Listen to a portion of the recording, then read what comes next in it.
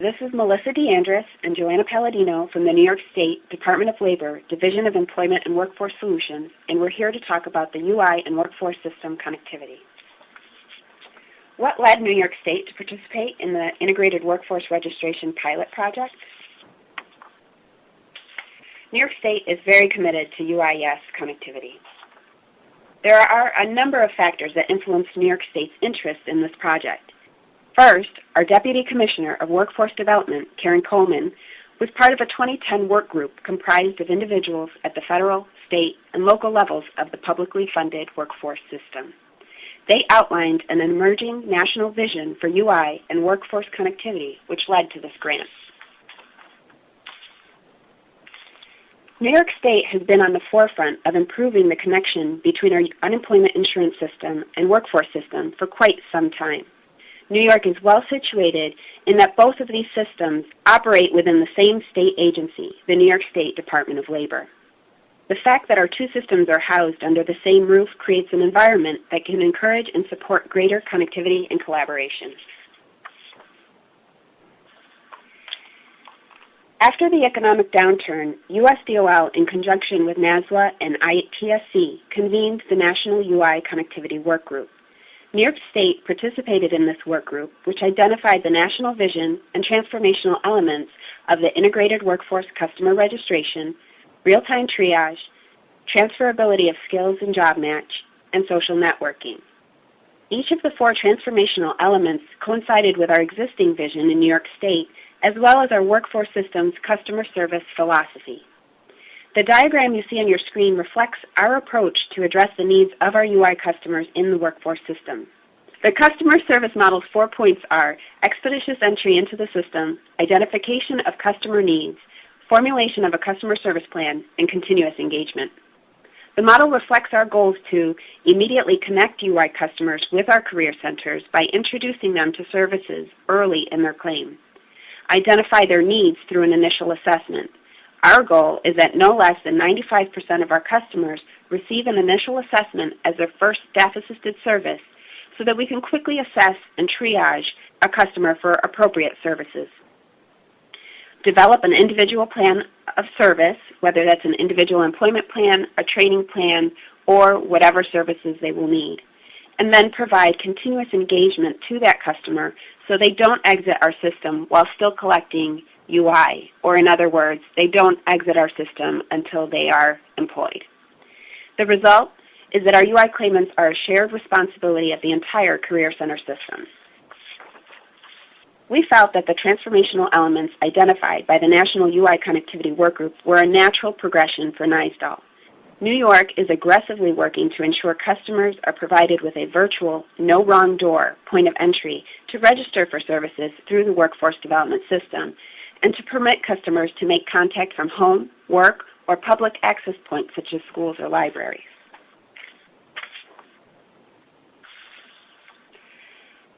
New York State has a strong history of collaboration across its workforce programs. All UI customers, except for those that are work search exempt, are scheduled for in-person appointments in the Career Center system. All UI customers are enrolled in employment services and co-enrolled in WIA, Workforce Investment Act.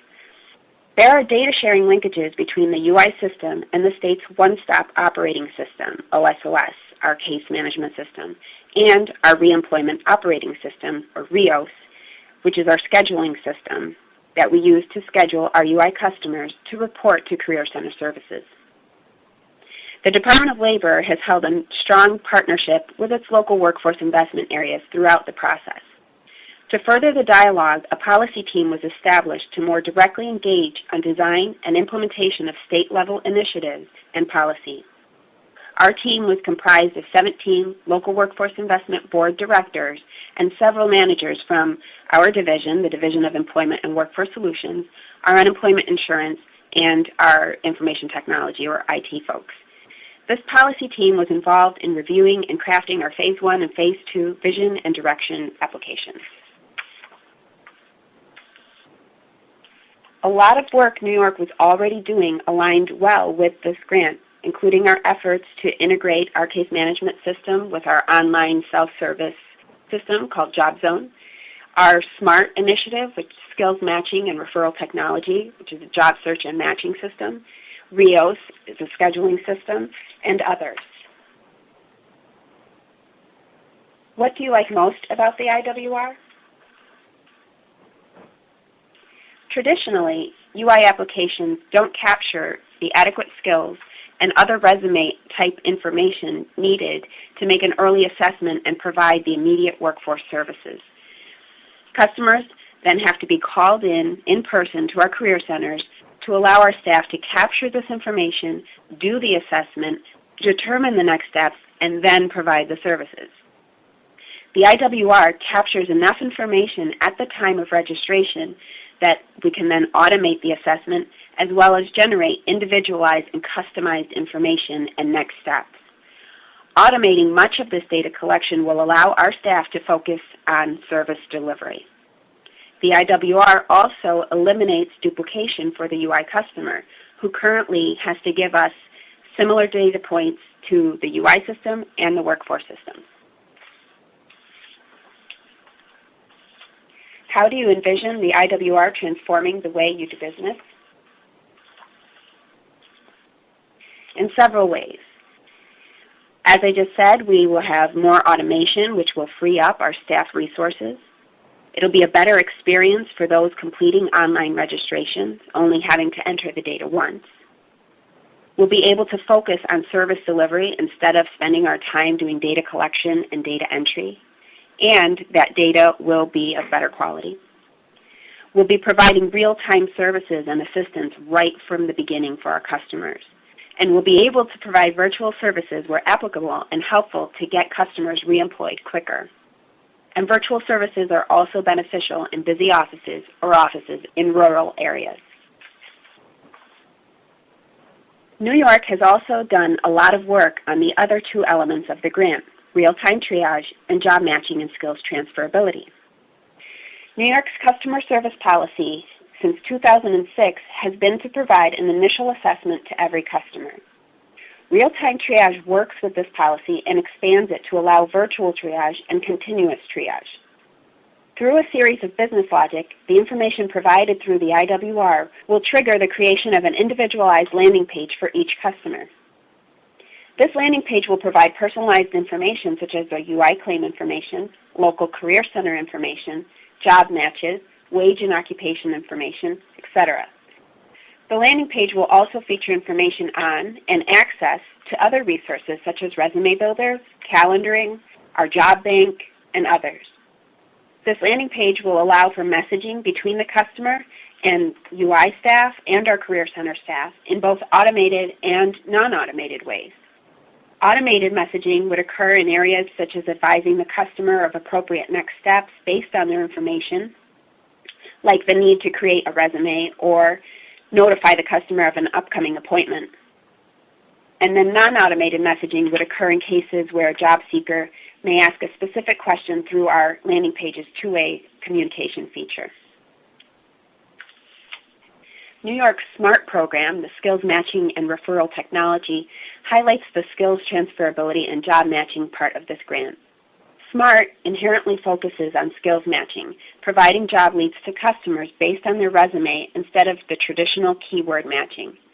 In this way, SMART offers job seekers jobs that they may not have otherwise found, but could be a good fit based on their past work history and experiences.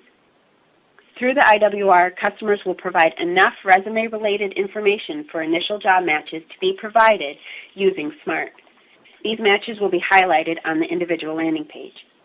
These job matches will be updated daily. As the information is updated by the customer or staff, job matches on the landing page will reflect those changes.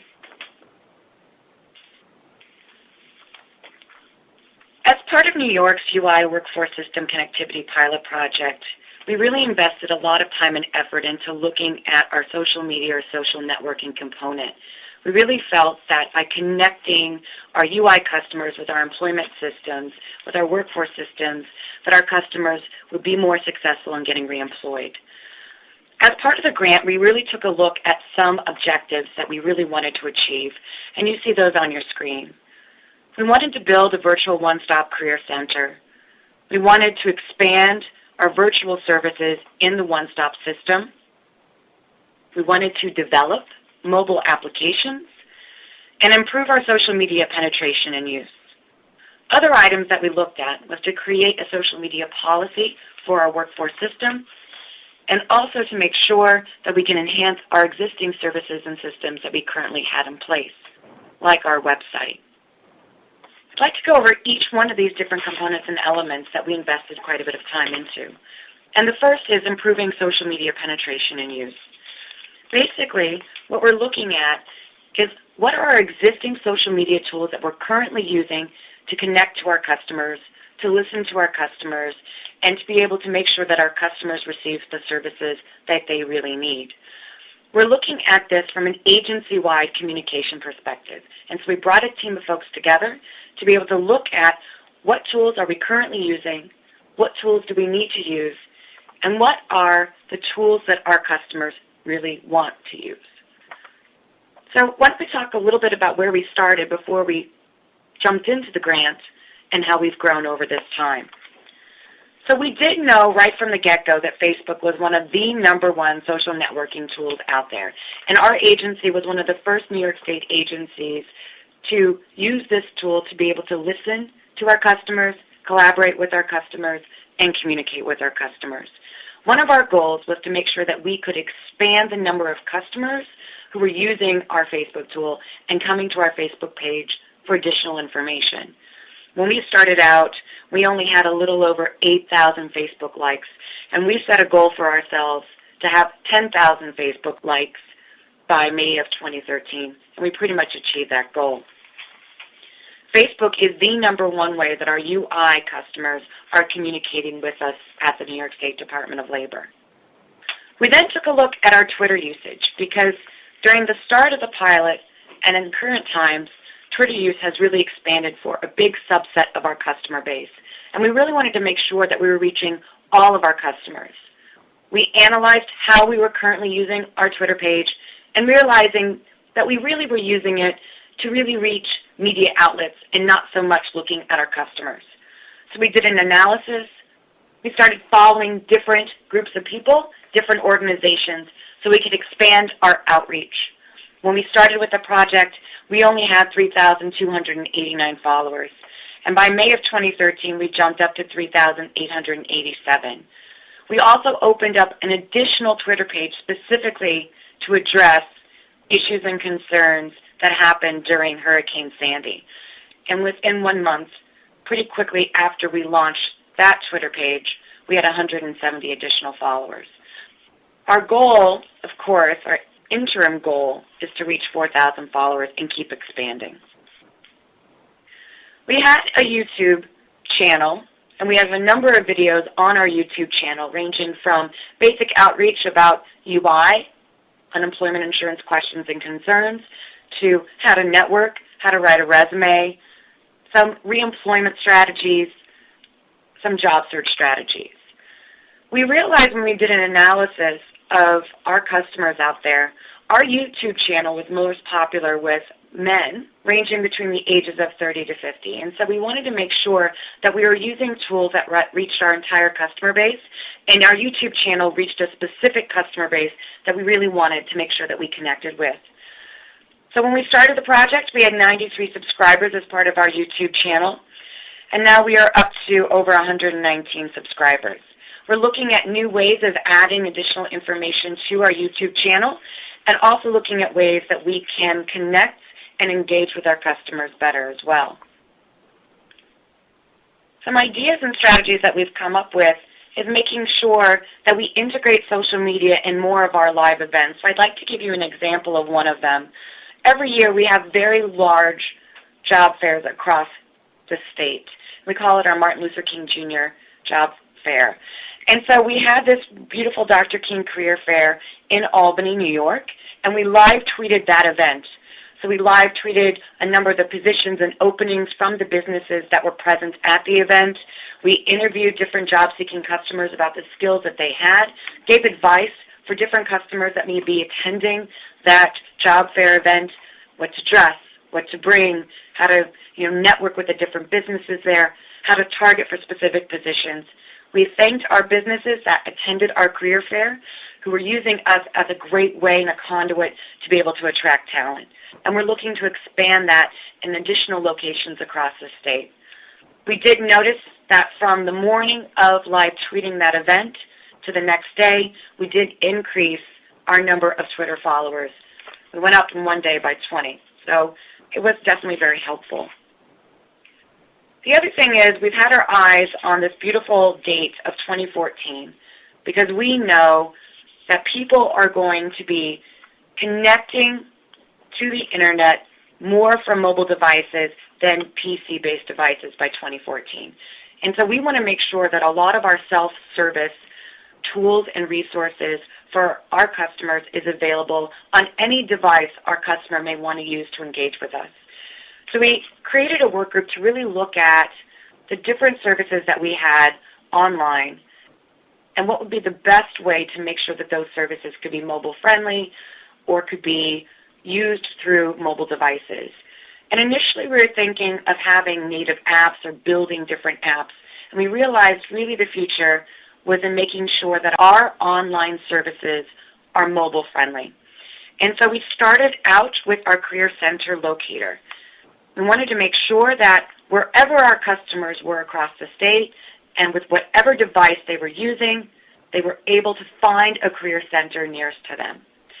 We started out with a design session with our IT department, really thinking about how do our customers find the information and what kind of information do our customers really want.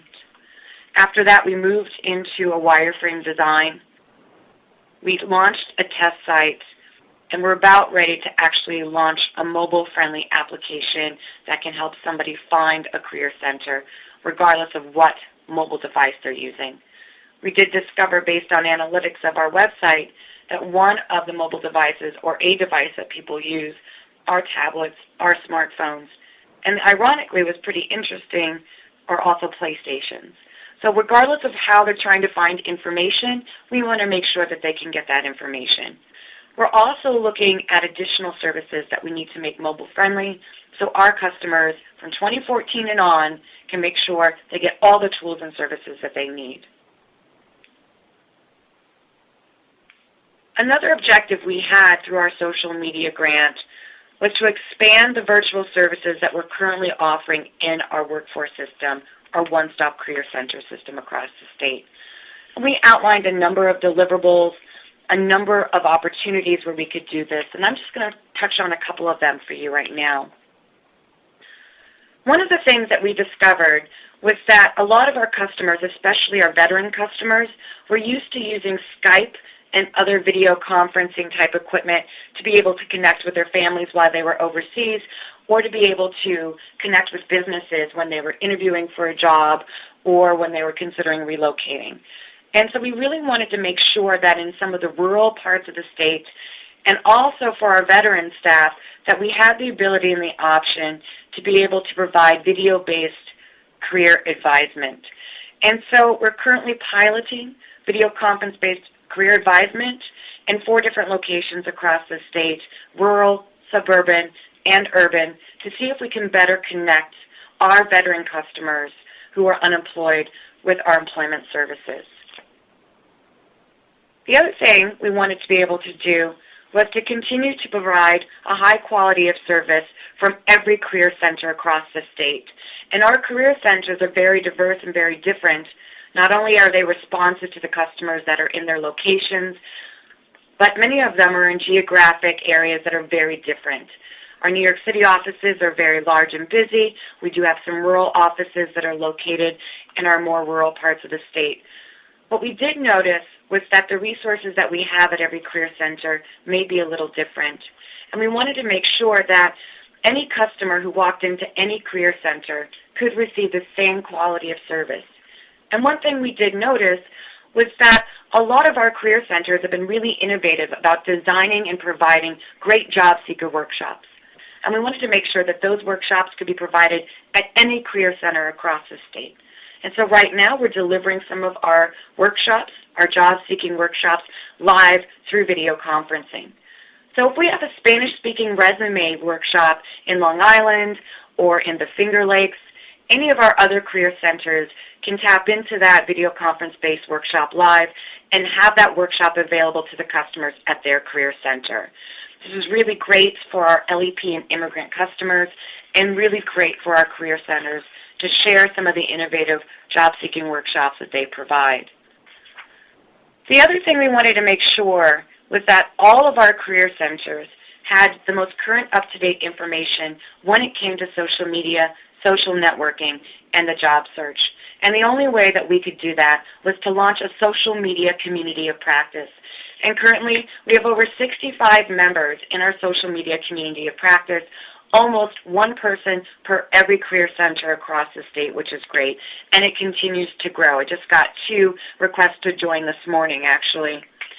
The premise behind this is that people who are interested in social media and the job search, social branding, social networking, can share what they know is going on right now in the field with each other at least once a month.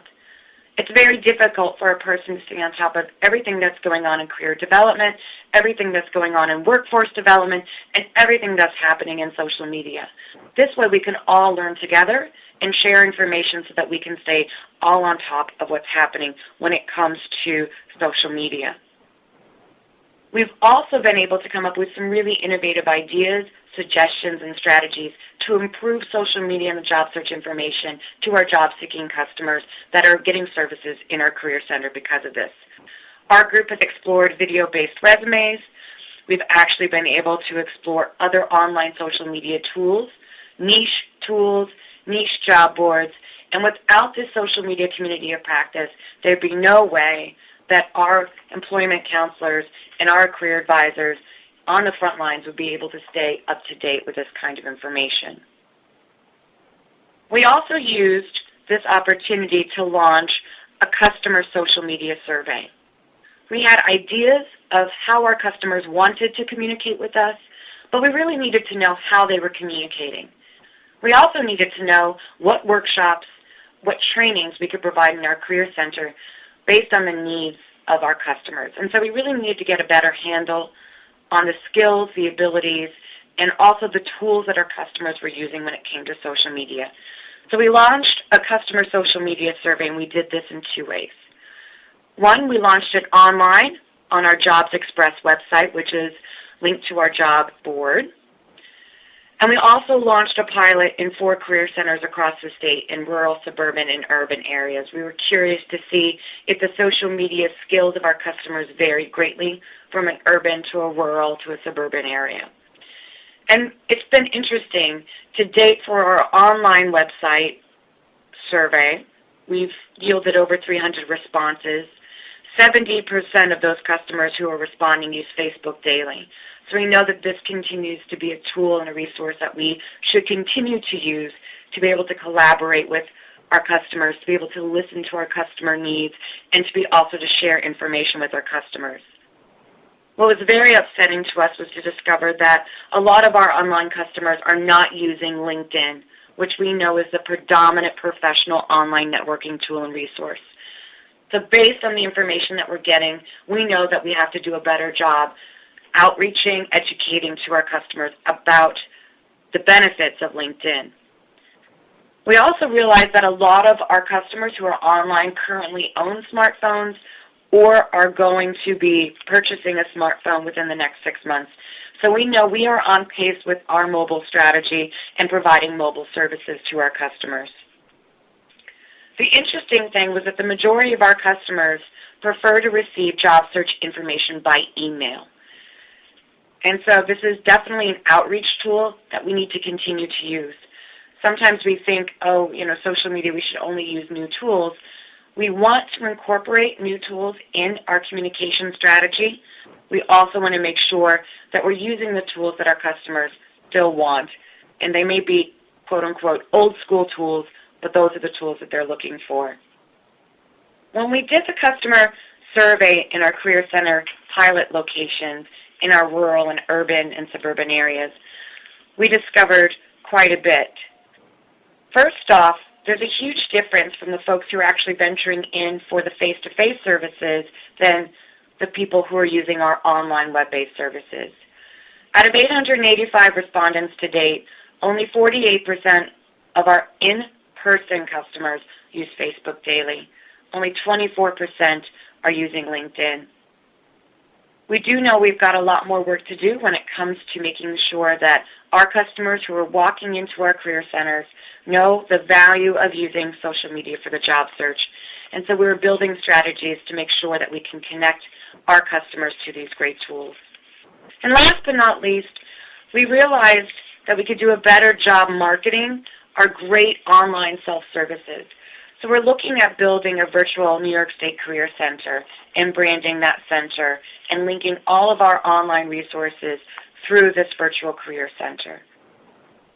We did an inventory of the online services we currently offer, and we did a gap analysis of what we need to offer for our business customers as well as our job-seeking customers. And one thing we know that we need to offer is a virtual job fair.